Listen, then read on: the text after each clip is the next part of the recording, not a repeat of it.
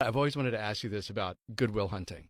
Did you and Matt ever fight over who was going to play Will and who was going to play Chucky? No, the way that movie started was he was in it was actually a directing class, but he had taken all the acting classes at college, and I had already moved up to L.A. to start acting, and he was about to come out to L.A. that summer, and he said, and I came back into town, and he said, "Do you want to come into my directing class? I want to do a scene." I was like, "Well, what is the scene that you want to do?" And he's like, "I have this idea about a guy who's like a really smart guy, but he's not educated, but he like can he's.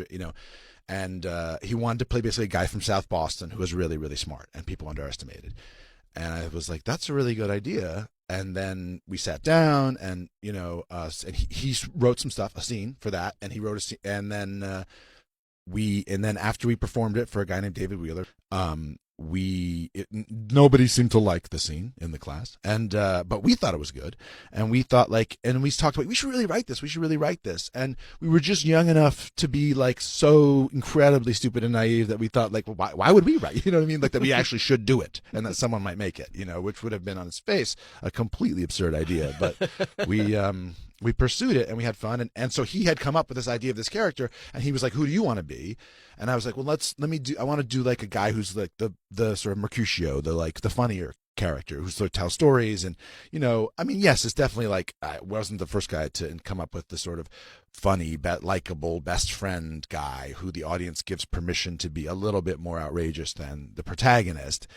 In some ways, it's the sidekick, whatever, that role is juicy. And I was like, all I ever get to audition for is like a bully throwing kids into lockers, and I want to be funny.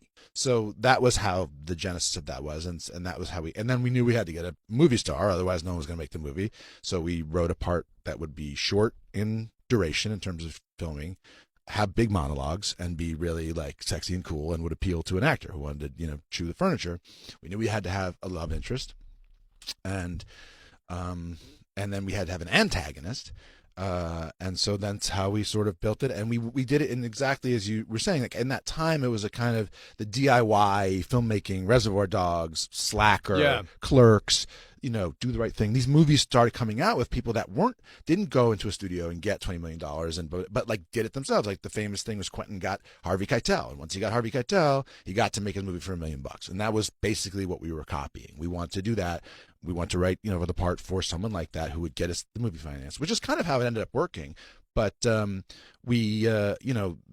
was a sort of, we knew it had to be cheap, and that's why it was all scenes of people sitting in rooms talking to each other. It's not, there was nothing expensive inherently about that movie, but we were trying to emulate those kinds of 90s indie movies that you're talking about.